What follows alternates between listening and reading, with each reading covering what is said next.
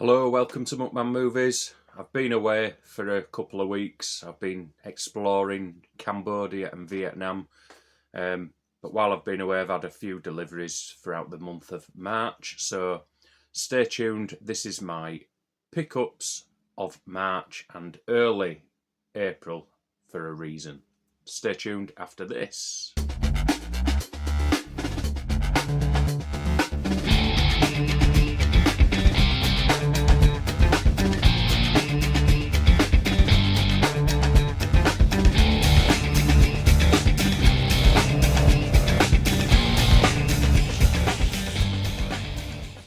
Yep, so March was quite a quiet month for me in purchasing films. I had other things to do, like go on holiday. So this is quite a short video for my March pickups. What I will do though, I'll be tagging a little appreciation of a certain actor onto the back end of this video, so stay tuned for that. But first of all, I'll show you what I bought in March. So Xavi had a bit of a sale on their 4K steelbooks, so I picked up A Quiet Place Day 1, which I'd seen at the cinema and thoroughly enjoyed it, but I wasn't prepared to pay $35 or $29.99 for it. Managed to get these two steelbooks, so there's that one and this one for, I think it was 2 for $30. Inside Out 2 steelbooks, quite nice. To be fair, let's open these because I don't know what's on the back art.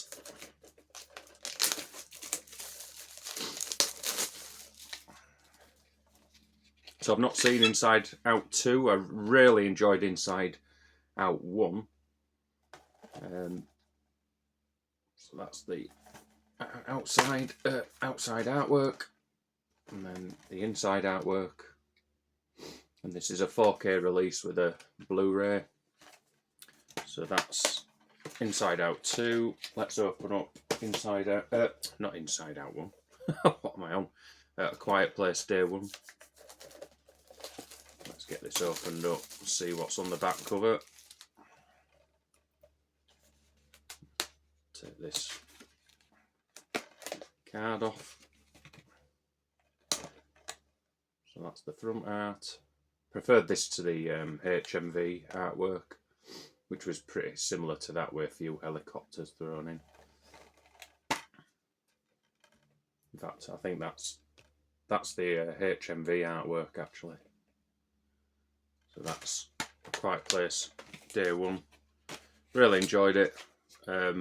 Was it necessary? Probably not. Didn't add a whole lot to the story, but gave it a different story arc, so quite enjoyed it. And then quite early on in March, God, can tell it's Sunday morning. Early on in March, Del Boy sent me a gift, which was the Constantine 4K steelbook. Basically, he'd received a duplicate copy. Again, I don't know how he does it actually. So he must have worked out some sort of flaw in Amazon's algorithms or something. So yeah, he kindly sent me Constantine. I've not seen this since I owned it on DVD. So let's take this off carefully. I hate these things. So some absolutely really nice. Can you see the embossing and debossing on that, on the flames? This is how steelbooks should be made. If you're spending 35 quid on a steelbook, this is how you want them to arrive, with a bit of flair and inventiveness on the design. Then this is 4K as well, so I'll just open this up. That's the inside artwork for Constantine. Thank you very much, Del. It's very much appreciated. If you're not following him, head over to his YouTube channel. I'll leave a link in the comments below. He does a lot of vlogs and gaming videos. He's recently taken on my challenge of playing Airbuster, one of my teenage favourite Mega Drive and arcade games. But yeah, go and check out his channel, and if you like what you see, give him a follow, a subscribe and a follow. So that's Constantine. Cheers, Delboy. Keep looking over here because I've accidentally put the camera on my phone. I've accidentally put over here by accident. So I normally have it over there. So if I'm looking over here, don't worry, I'm not going mad. Yeah, then a pre-order arrived while I was away, and that is David Fincher's Panic Room. Not sure about this design. I mean, we've been waiting for this for what seems like an age for a HD release. Not particularly bothered about 4K, but the Blu-rays in here, it's a bit of a flat finish. It's nothing majorly special. And on the inside, 3 discs. Will be 4K Blu-ray and special features, I should imagine. Yeah. And let's just check out one side of the inside artwork.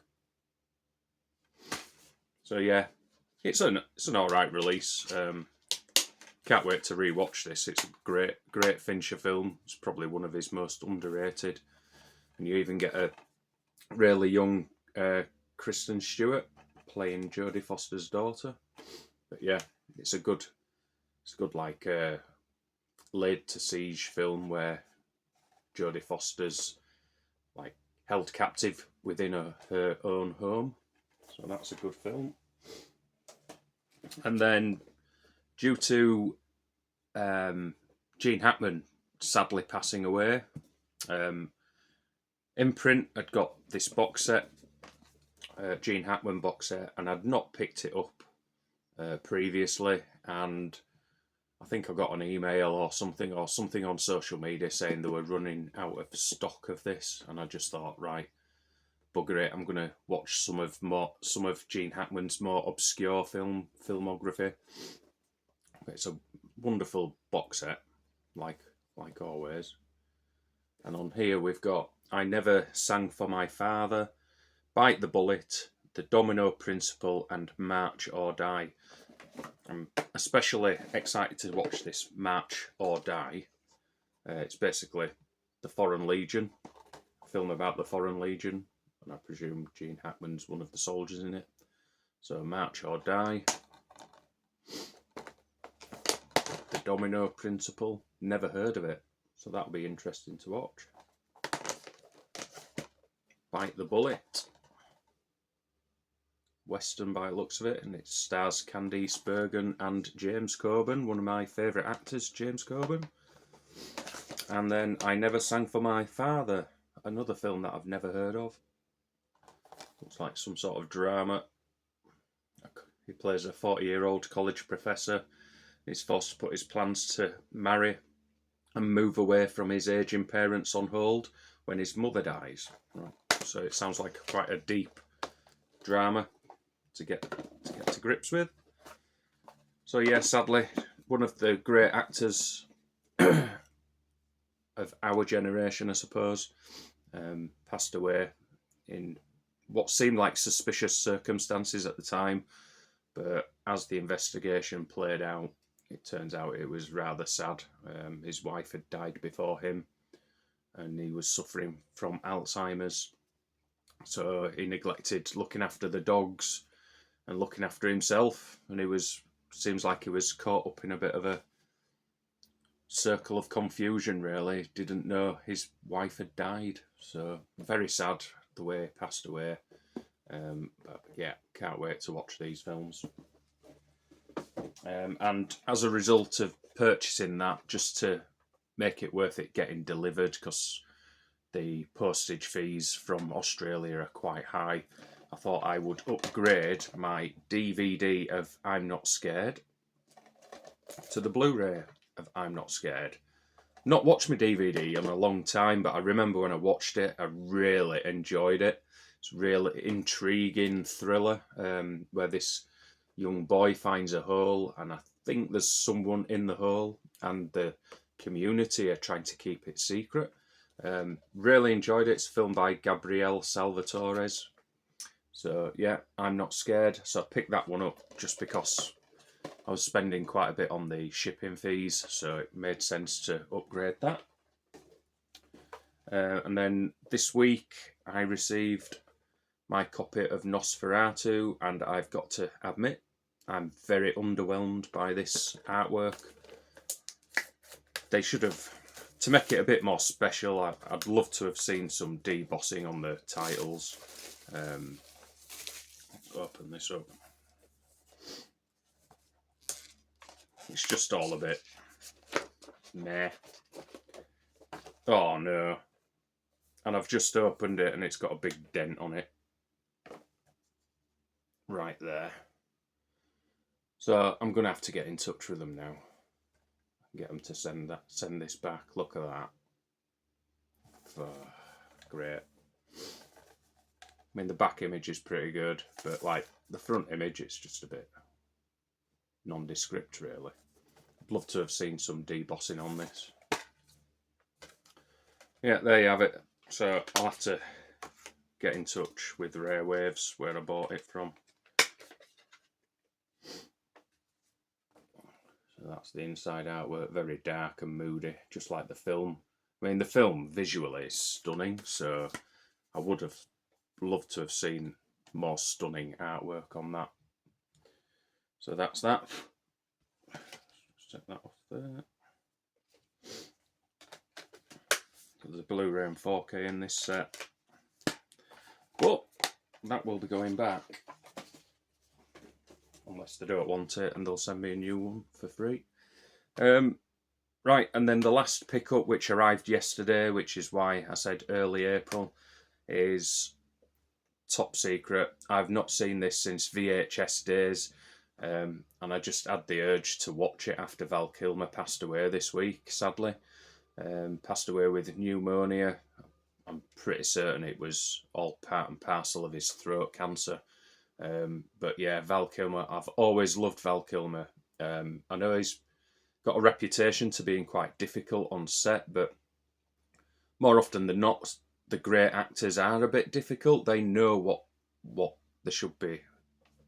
They know what should be happening on set, and their performance should warrant like a good film, basically. If they feel something isn't right, you should believe in their instincts. So I always think if they're a little bit difficult on set, there's a reason why. They can see the issues with the production of the film. So yeah, Top Secret, that was, I think this was his breakout film, wasn't it? Along the lines of Airplane and Naked Gun in terms of stupidity. And I remember absolutely laughing my ass off with this back in the day. So I've not seen it since the 80s. So I can't wait to watch this. It's supposed to be, well, it is funny, but I can't remember anything about it. So that's Top Secret. And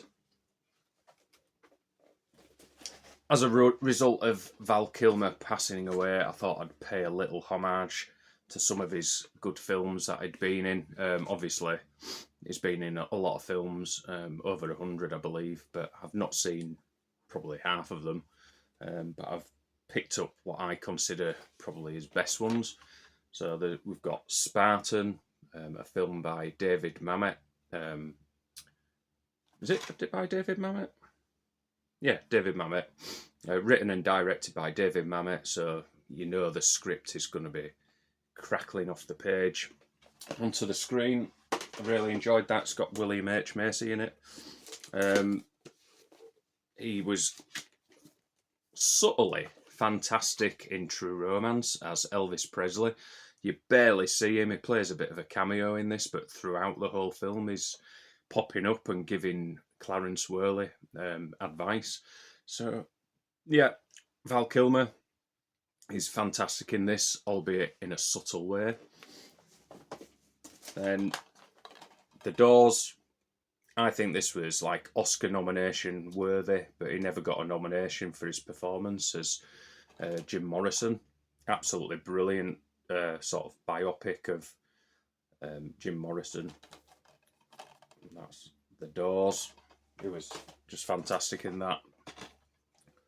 Kiss Kiss Bang Bang, Shane Black's Kiss Kiss Bang Bang. A really underrated thriller that doesn't get much recognition, or it's never talked about. But yeah, Kiss Kiss Bang Bang with Robert Downey Jr. I think he plays a gay. Who does he play? He plays a gay writer or something, doesn't he?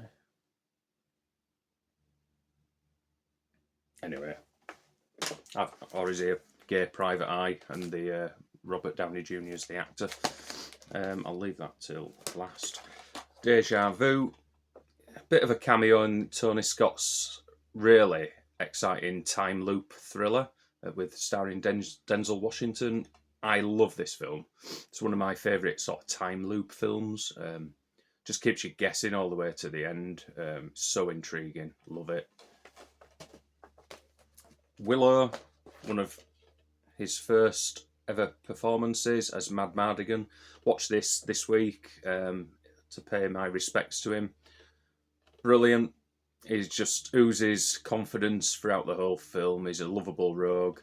Absolutely love this. And Warwick Davis is fantastic. He grows into his role as the film goes on. So yeah, this is where Val Kilmer met his wife, Joanne Wally. They met on set of this and married a few years later. So yeah, Willow. Can't mention Val Kilmer without mentioning Michael Mann's masterpiece, Heat. Another fantastic film that just didn't get the recognition come awards season. Barely got any nominations, and criminal, just like the film. Yeah, Val Kilmer plays a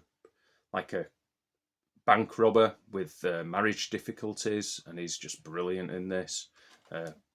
Probably doesn't get as much recognition as the two leads, Al Pacino and Robert De Niro, but yeah, you can't mention Val Kilmer without mentioning Heat. And then you've got, which I think this film, I think, is his most defining performance. He was absolutely sensational in this. The cast is ridiculous, and he just outshines everybody as Doc Holliday in Tombstone. He's just phenomenal in this. Every time he's on screen, you just can't take your eyes off of him. His performance is so subtle, and you can tell he's ailing with tuberculosis, but like, he absolutely kicks ass every time. I love the scene where he faces off with Michael Biehn in the saloon, and instead of the gun, he's using his cup to imitate Michael Bihn's Johnny Ringo. Absolutely love him in this. He should have won Best Supporting Actor at the Oscars that year for this, but he didn't even get a nomination, which I find absolutely criminal. No idea why he never got picked. Probably because it's a genre film, it's a western. But I suppose Unforgiven got the plaudits. So I just find it absolutely criminal that he never got any recognition for that performance. And as time's gone on, more people have recognised how great he is in this film. So yeah, this is my favourite film of his. Well, his performance, should I say, in Tombstone, phenomenal. And then finally, a bit of a cameo. I'll take this out of the packet. Bit of a cameo that he played here. He returned as Iceman in Top Gun, and this was during his battle with throat cancer, and he dies in the film with throat cancer. So it's a bit of a melancholy final performance, if you like. It's very sad as well. I was welling up at the cinema when I saw this. And Val Kilmer just, knocks the ball out of the park yet again in the limited time he spent on screen in this. I haven't got the original Top Gun criminally, So I need to probably pick that up. But I actually prefer this sequel to the original. The like action scenes in the skies are much more enthralling. Edge of the seat stuff and palm sweat. I was getting palm sweats while watching it. So yeah, that is my homage to Val Kilmer and my pickups of March 2025. If you've got any comments, leave them in the comment box below. If you're not subscribed, hit that subscribe button and hit the like button. It all helps with the YouTube algorithms. So thanks for watching. Take care, enjoy the rest of your weekend, and goodbye.